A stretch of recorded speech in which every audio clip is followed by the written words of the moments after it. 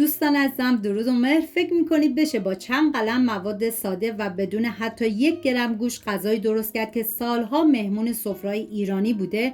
امروز قراره یکی از اون دستورهای قدیمی و فراموش شده رو با هم زنده کنیم. غذایی که عطرش کل خونه رو پر میکنه.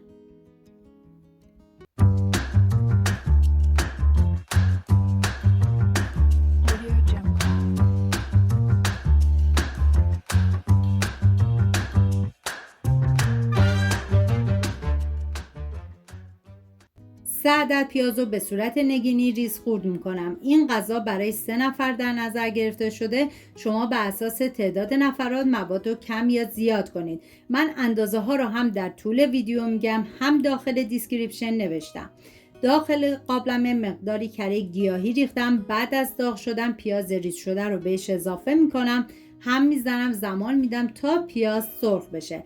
عزیزانی هم که وگان هستن با حذف تخم مرغ میتونن از خوردن این غذای خوشمزه نهایت لذت رو ببرن. نیاز به 1 دسته تره و 1 دسته پیازچه داریم که باید ریز ریز خورد کنید.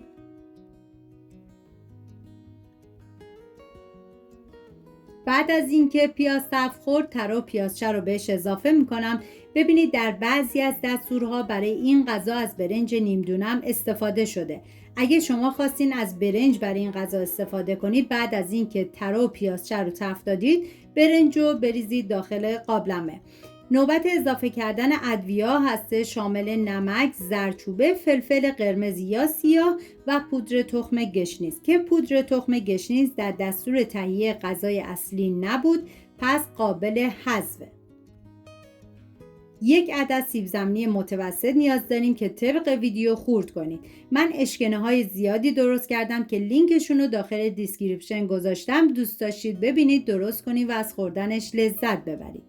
1 قاشق غذاخوری رب به گوجه فرنگی میریزم، هم میزنم و میذارم رب تفت بخوره، رنگ رب باز بشه.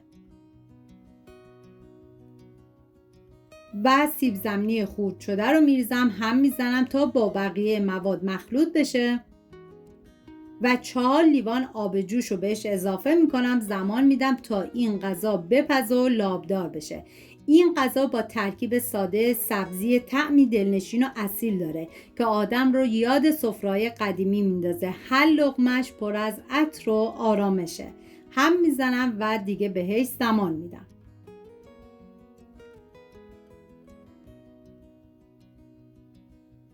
بعد از اینکه موادمون لابدار شد، 1 عدد گوجه فرنگی رو خورد کردم همراه با رشته که شما میتونی هم از رشته سوپ استفاده کنی یا رشته پلویی که دیگه کاملا سلیقه‌ایه. من از 90 گرم رشته استفاده کردم. هم میزنم و 20 دقیقه دیگه بهش زمان میدم.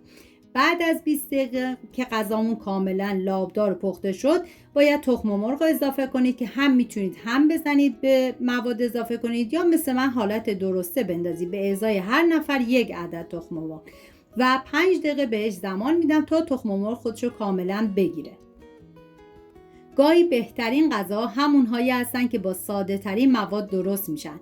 غذاهایی که سالها روی سفره‌های ایرانی جا داشتن و هنوز هم حرفی برای گفتن دارن. اینم از غذای امروزمون، 1 دستور قدیمی و دوست داشتنی که با وجود سادگی طعمی داره که تا مدت‌ها یادمون میمونه. سپاس از همراهی همیشگیتون. تا درودی دیگر، بدرود.